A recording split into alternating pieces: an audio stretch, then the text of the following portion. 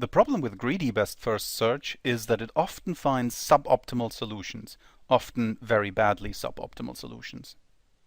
But the idea of using a heuristic function to determine the search strategy is a good one. We will see this next when we define the A-star algorithm, which always gives us optimal solutions. A-star is probably the best known algorithm in all of artificial intelligence, and as far as I know, it is described in every single AI textbook. A-star is simply a refinement of the best first search algorithm we have seen earlier. The only difference to greedy best first search is that it uses a different evaluation function. So remember, f, the evaluation function, tells us in which order we explore nodes on the fringe. The heuristic h tells us the distance to the nearest goal node. So far, it is nothing new. What is new is this component g that we add to the heuristic to get our evaluation function. And this function g simply gives us the cost to reach the node n. So that's the cost we already had to get from our initial state to this node n. And to this, we add the heuristic, which is the estimate to the nearest goal node from this node n. So if we have an initial state I, and we somehow get to our node n, then the distance between those two is g of n. Whereas from here, we somehow get to a goal node, and this is our nearest goal node g, then this distance is estimated by the heuristic function h of n. One way to look at this is that greedy best first search behaves a little bit like depth first search. It tries to go deep into the search space as quickly as it can to a goal node. It always tries to eat as much as possible out of the distance to the goal. By adding g to h and using that as our evaluation function, we sort of add a breadth first component to this depth first search.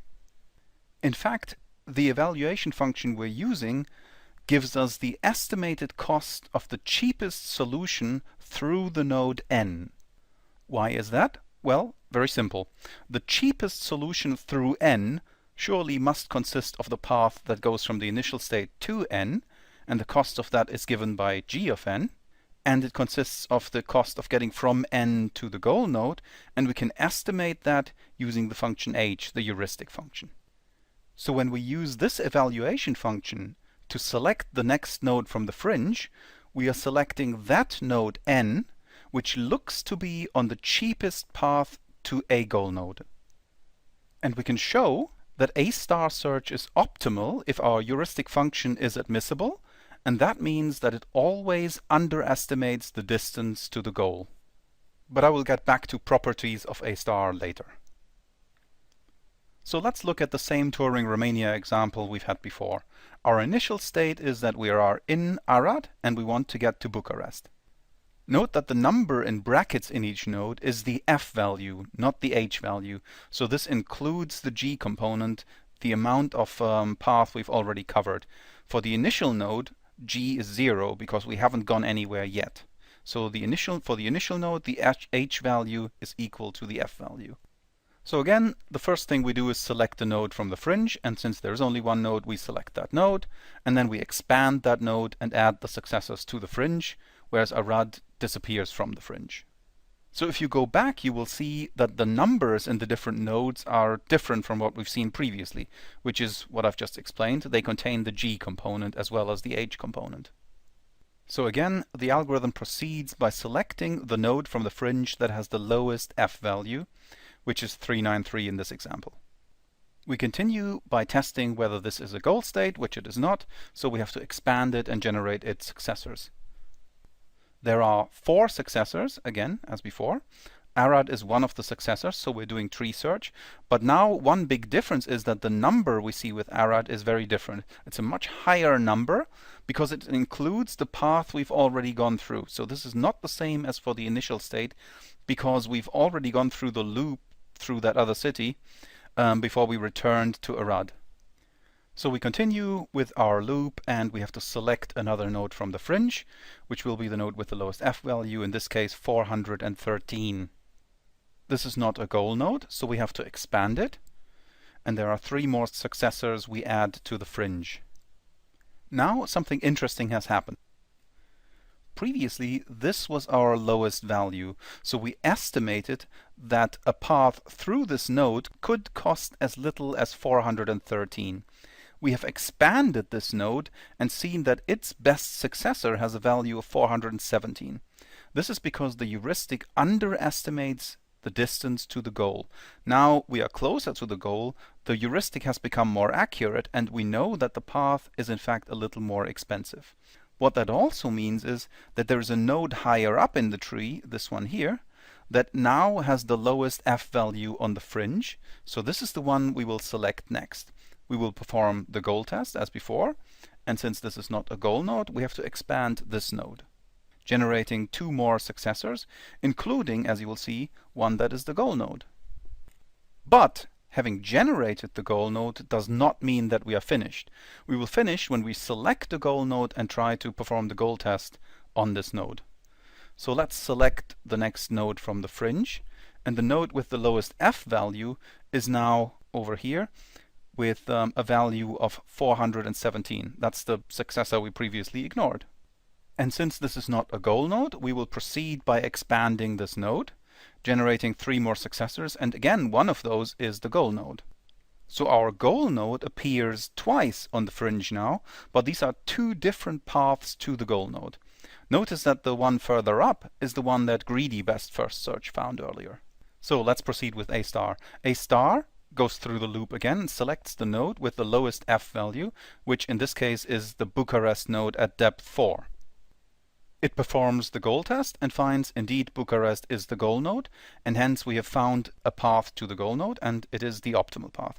We can go again back through the tree, tracing the way we came, to get the optimal path to this goal node.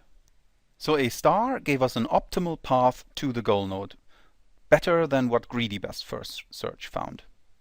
However, you can also see that this tree contains quite a few more nodes than the tree that was generated by greedy best first search. And that means A star search is generally a little bit slower than greedy best first search. And unfortunately, this is often the case.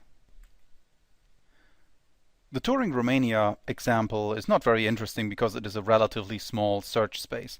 So here's something that has a slightly bigger search space, the 8 puzzle. Again, to remind you, the 8 puzzle is characterized by an initial state. There's one state that is given here, and one goal state exactly that is given here.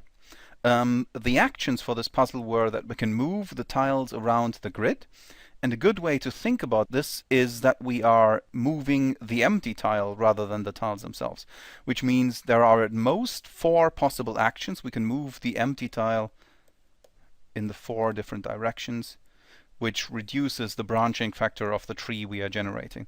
Also, it might be a good idea to test for reverse action, because undoing what we've just done immediately never leads to anything good in the search space. Finally, we need to define the cost of the different actions, and we use a unit cost here. Moving a tile is same cost for every tile.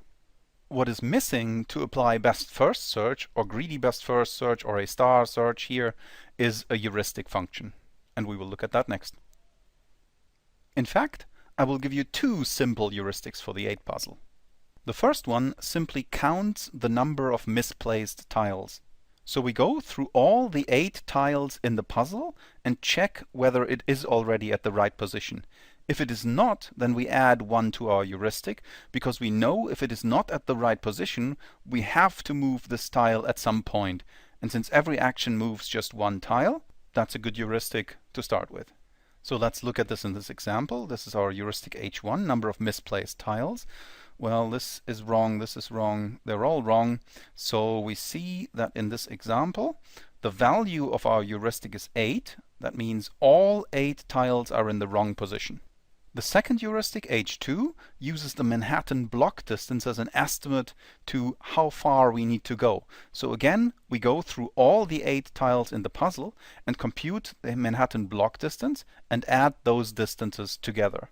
What I mean by Manhattan block distance is simply that all the moves we are allowed are to go somewhere along the grid. So there are only 4 possible ways in which one can move a tile. So let's start with the first tile. That's the number 7, and the way where we want the number 7 to be is here. So the Manhattan block distance is 1, 2, 3, and this is the first value we'll choose.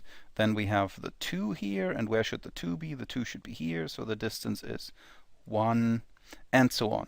If we continue like this for all 8 tiles, we will see that the Manhattan block distance heuristic for this state is 18. It is easy enough to see that both of these heuristics never overestimate the distance to the nearest goal. It should also be easy to see that the second heuristic, H2, always gives us a much more accurate estimate of how far the goal node is away. But it is not a perfect heuristic. The actual distance to the goal node from the state shown here is 26. So, if you feel like a little programming now, why don't you go ahead and implement the 8 puzzle using the A* algorithm and solve a few puzzles, use different heuristics, play around with it, see what happens.